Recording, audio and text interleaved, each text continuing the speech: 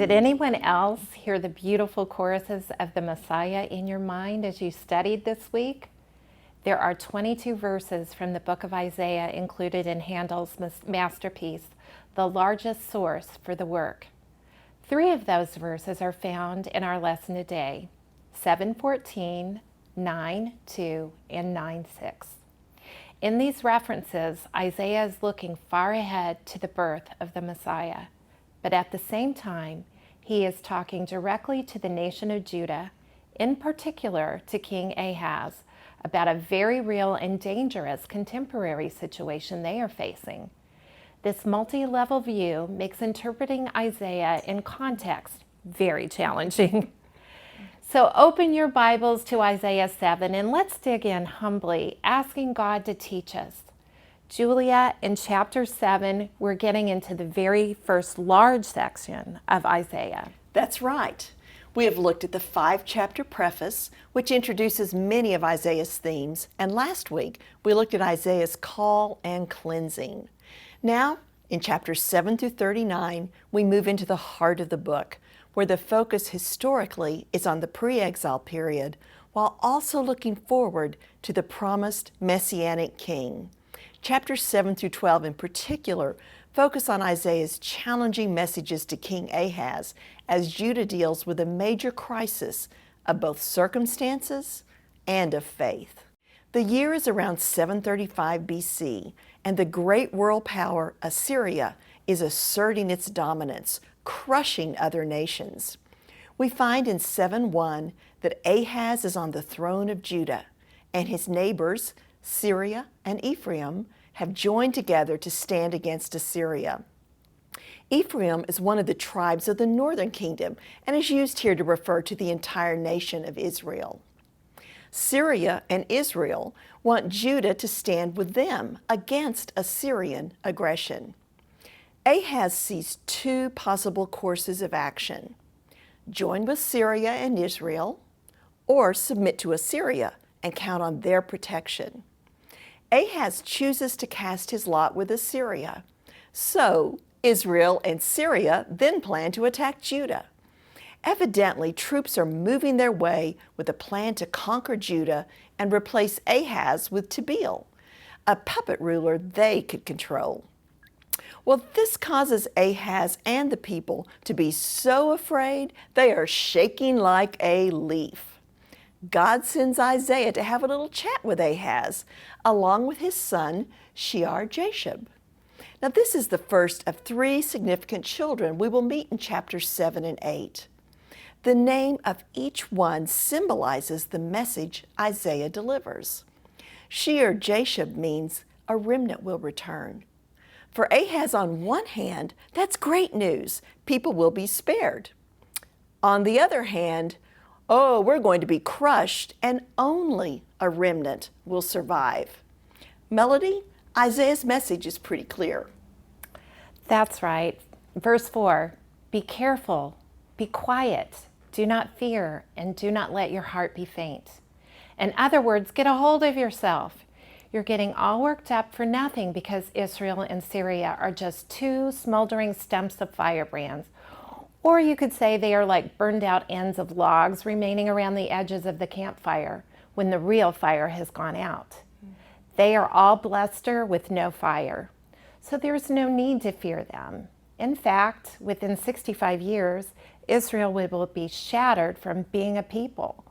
The Lord gave Isaiah this message in 735 BC, and in 722 BC, 13 years later, Israel was conquered by Assyria and the people deported. And by 670 BC, 65 years later, the Assyrian king would import foreign settlers into the land of Israel, destroying the lineage of God's people in the region. This is the region of Samaria, whose population would be so hated by the Jews in New Testament times. Isaiah ends his challenge in verse 9. If you are not firm in faith, you will not be firm at all. In other words, don't choose to ally with either side. Instead, choose to trust God in this situation. Ahaz is at the point of no return, and Isaiah gives him the opportunity to respond. Verse 10, the Lord spoke to Ahaz, "Ask a sign of the Lord your God. Let it be as deep as Sheol or high as heaven. The Lord your God." This is the opportunity for Ahaz to ask for a sign as an expression of believing commitment in the Lord. But he refuses, and worse, tries to cover his refusal to do what God says by making a religious excuse. "I will not put the Lord to the test." Testing God is inappropriate, but to refuse an offered sign is proof that one does not want to believe.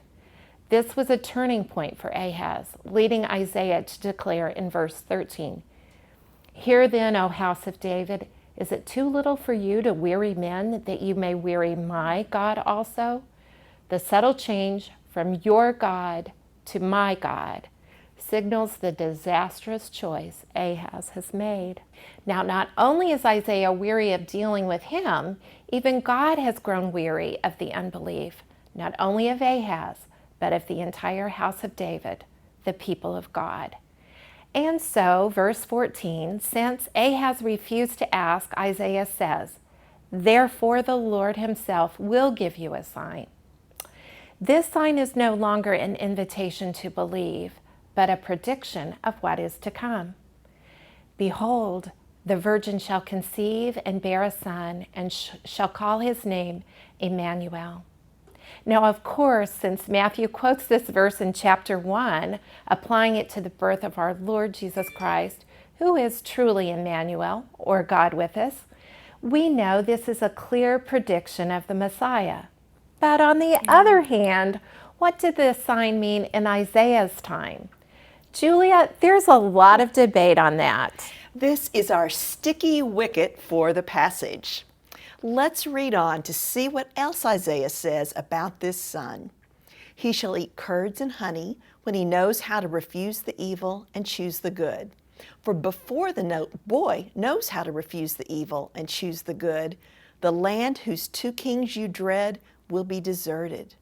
The Lord will bring upon you and upon your people and upon your father's house such days as have not come since the day that Ephraim departed from Judah, the king of Assyria." Now let's look first from Ahaz's point of view. There is good news at first.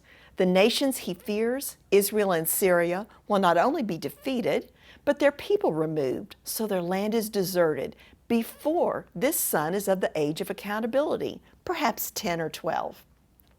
But in verse 17, the news for Ahaz is not so good. Something worse is ahead. The king of Assyria, which the Lord himself brings upon Ahaz, his people, and the Davidic dynasty.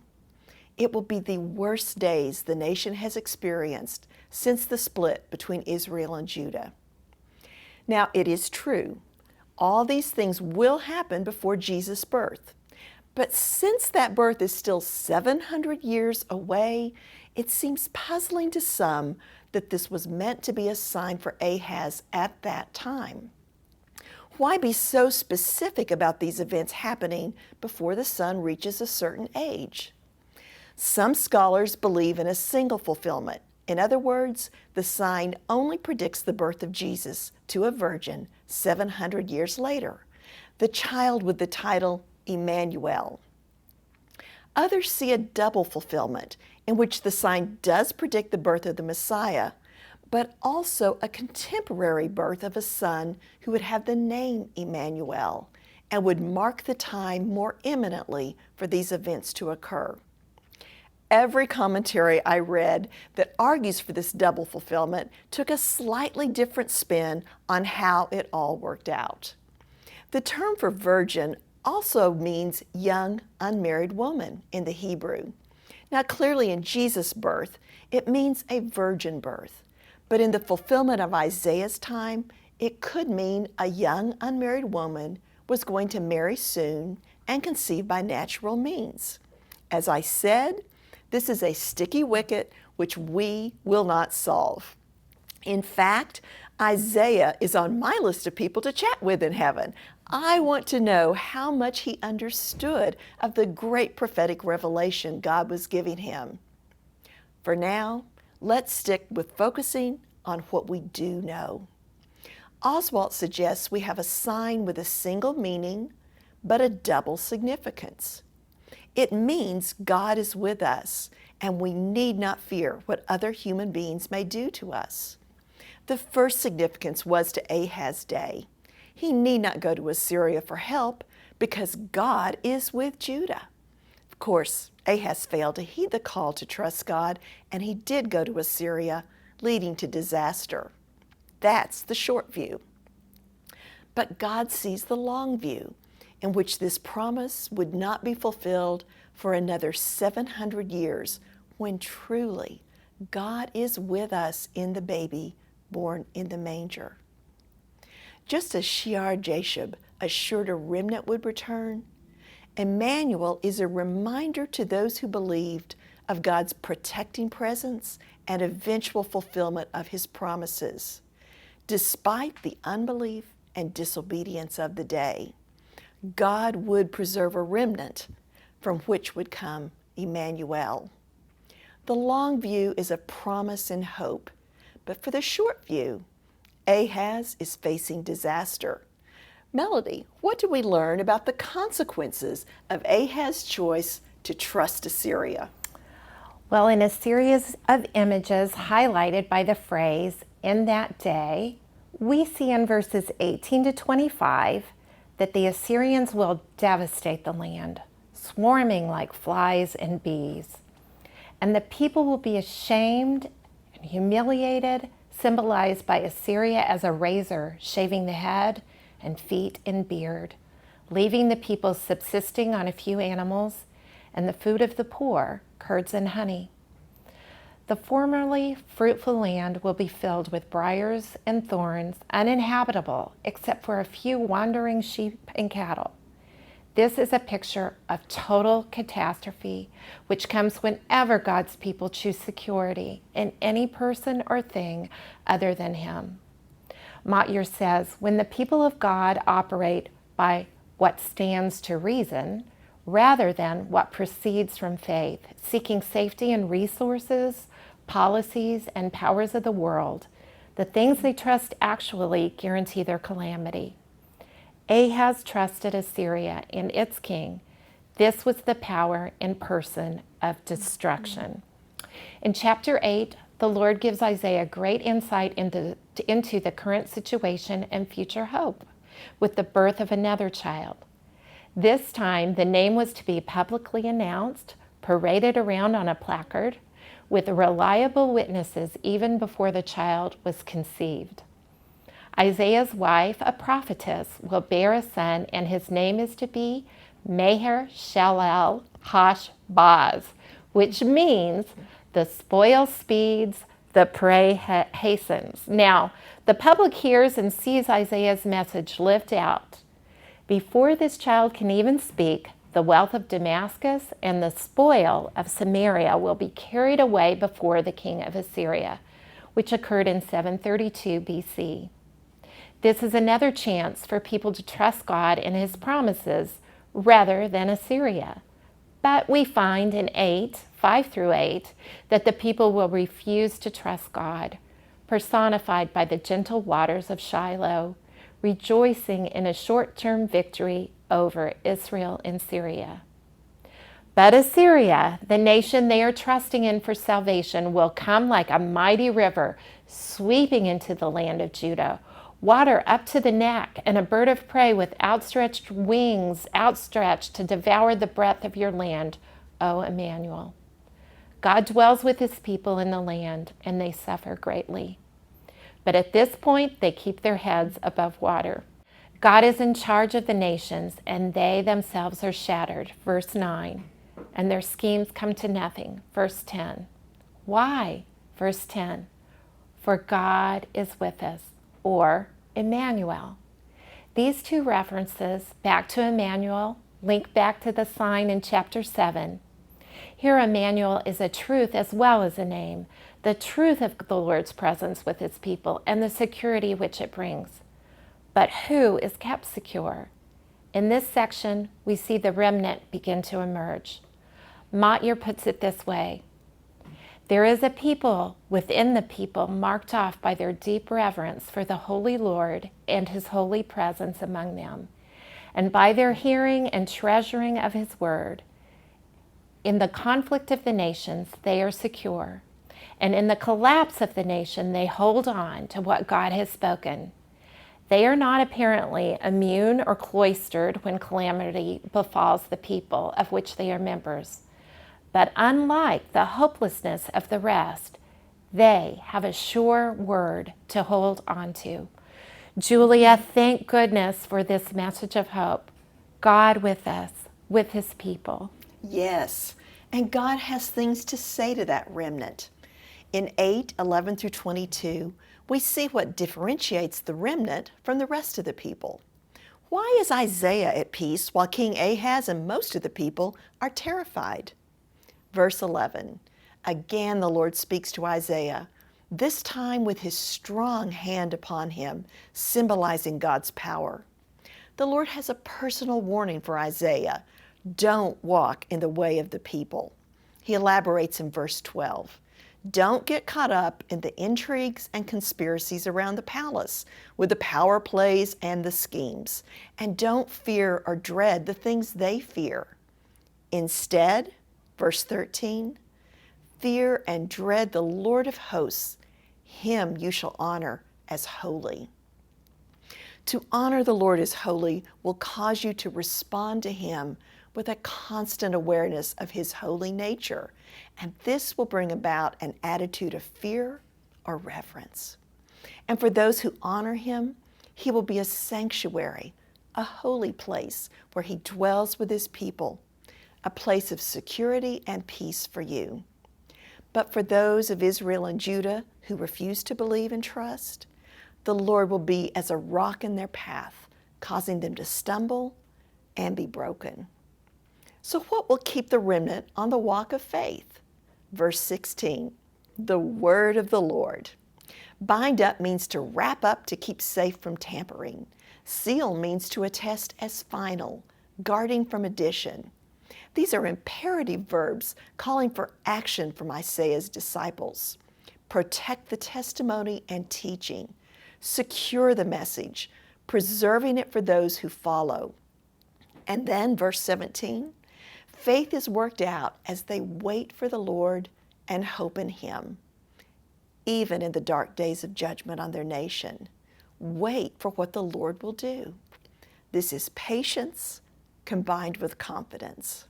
Then behold, verse 18, Isaiah and those who believe him, follow him in belief, are examples of faith to the nation from the Lord who dwells among them on Mount Zion. A sign directs attention to truth, and a portent or a symbol gets attention.